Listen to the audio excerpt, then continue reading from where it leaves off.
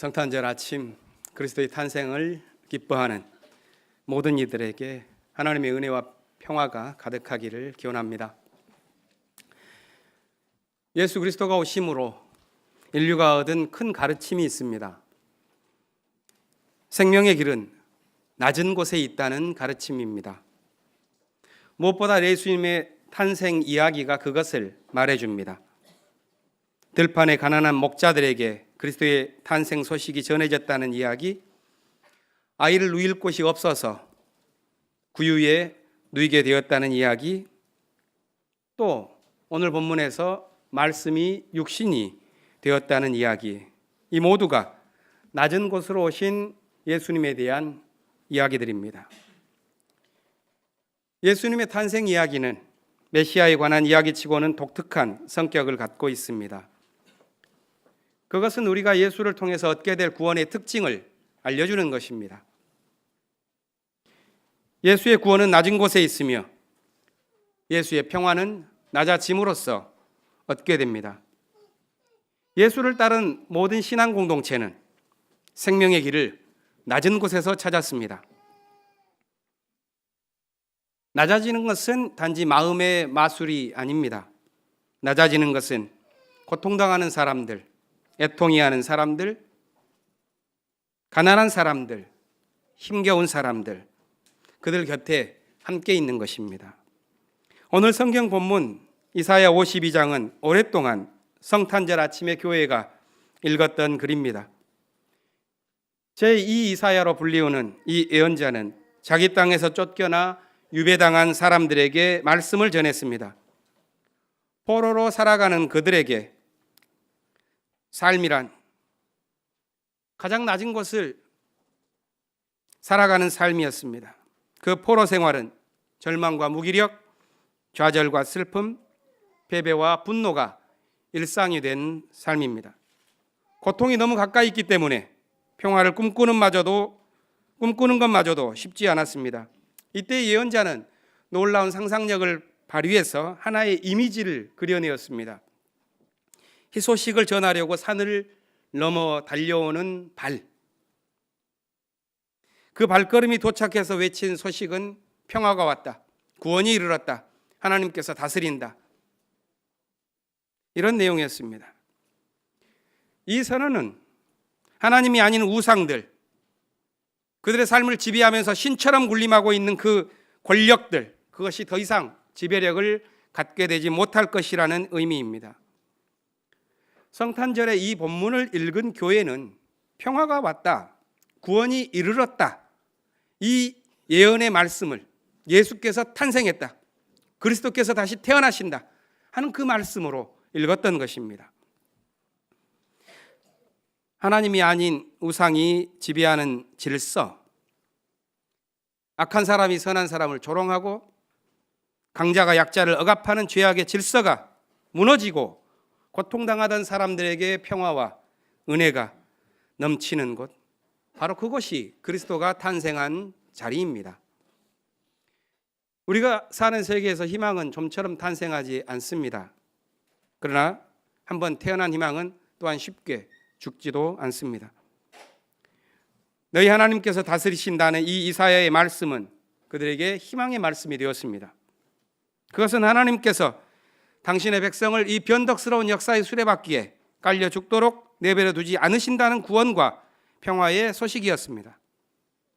그 평화의 소식으로 희망이 솟아난 바로 그곳이 그리스도가 탄생하는 자리입니다. 다른 복음서들과는 달리 요한복음이 오늘 전해주는 그리스도의 탄생 이야기는 참으로 알쏭달쏭합니다. 그리스도를 가리켜서 태초로부터 계셨던 말씀이요, 모든 것이 그로 말미암아 창조되었다고 말합니다. 이 본문이 갖고 있는 비밀을 풀어준 사람 가운데 한 명은 안병무 선생님이었습니다. 요한복음이 증언하는 성탄의 비밀을 푸는 열쇠는 1절과 14절을 함께 읽는 것입니다. 1절은 태초에 말씀이 계셨다 이렇게 말하고, 14절은 그 말씀이 육신이 되어서 우리 가운데 사셨다 이렇게 말합니다. 당시의 철학은 말씀, 로고스와 육신, 사르크스 이 두 개를 구분했습니다. 말씀은 고결한 것이 되어서 받아들여졌고 육신은 천한 것으로 간주되었습니다. 그런데 요한복음은 말씀이 육신이 되었다고 말하고 있습니다. 그것은 하나님께서 스스로 비천한 존재가 되었다는 말이요, 그리스도의 자리가 사르크스라고 하는 낮고 천한 자리라 하는 것을 의미합니다. 이건 매우 혁명적인 이해라고 할 수가 있습니다. 요한복음은 이 그리스도를 세상의 창조와 연관지어서 설명합니다. 창세기의 맨 처음에 태초에 하나님이 천지를 창조하셨다, 이렇게 시작되는데 창세기의 첫 단어 히브리어 단어를 요한복음은 헬라어로 번역했을 뿐 동일하게 사용합니다. 요한복음은 그래서 이렇게 말합니다. 태초에 말씀이 계셨다. 같은 의미입니다. 그 말씀이 존재함으로써 모든 것이 창조되었고 그 말씀 안에 생명이 있고 그 생명이 사람들의 빛이요 그 빛이 빛이니 어둠이 물러갔다. 이것은 어떤 사실에 대한 설명이나 어떤 사건에 대한 진술은 아닙니다.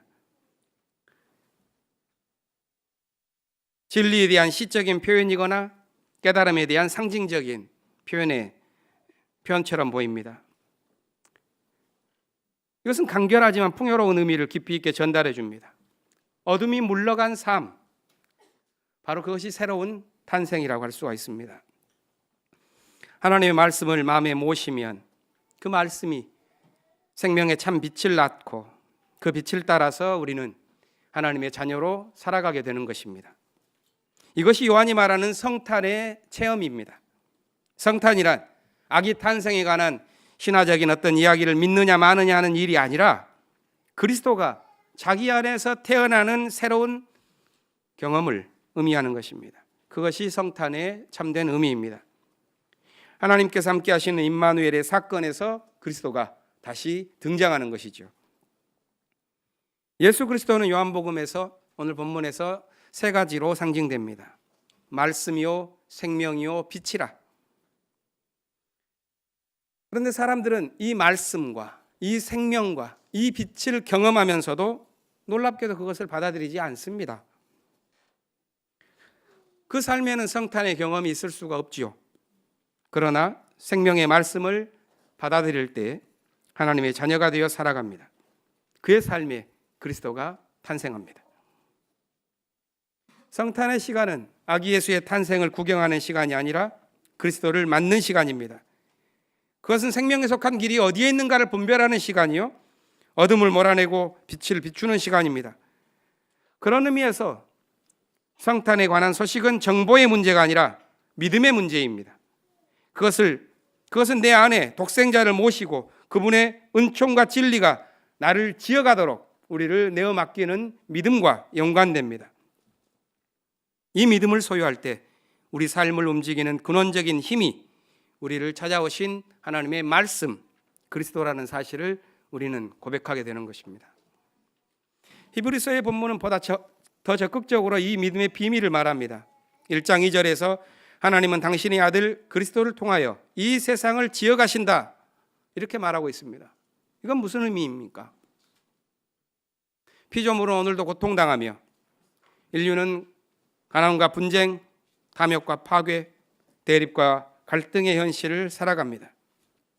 그러나 그리스도께서는 모든 생명의 상처를 싸매주시고 흘린 눈물을 닦아주시며 평화를 회복해 주실 것입니다. 그것이 그리스도가 세상을 새롭게 지어간다는 방식입니다. 문제는 우리가 어떻게 이 그리스도를 증언할 수 있느냐는 것이죠. 우리가 증언하는 그리스도는 낮은 곳으로는 평화이며 우리로 하여금 교만한 마음을 버리고 낮은 곳을 향하도록 이끄시는 진리입니다. 그리스도만이 줄 수 있는 은총이 있습니다. 그것은 낮은 곳에서 경험할 수 있습니다.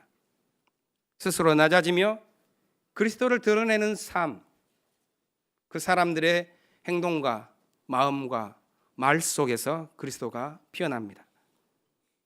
다른 사람의 짐을 대신 지고 그리스도를 증언하는 사람들이 있습니다. 힘없는 사람, 고통당한 사람들의 곁을 항상 지키며 그곳에서 그리스도의 임재를 보여주는 사람들이 있습니다. 그들이 있기 때문에 이 역사 속에서 그리스도는 계속 탄생하는 것입니다. 척박한 이 땅에 평화의 소식을 전하면서 그리스도의 탄생의 소식을 알리는 사람들, 하늘의 말씀을 이 땅에 육신으로 피워내기 위해서 분투하는 사람들, 그들이 있기 때문에 이 세상은 우상들의 세계가 아니라 그리스도가 탄생하는 세계가 되어서 늘 새롭게 지어지는 것입니다. 교회의 안과 밖에서 그 일을 해나가는 모든 사람들 위에 평화의 왕으로 오시는 주님의 은총이 늘 함께하기를 기원합니다. 침묵하겠습니다.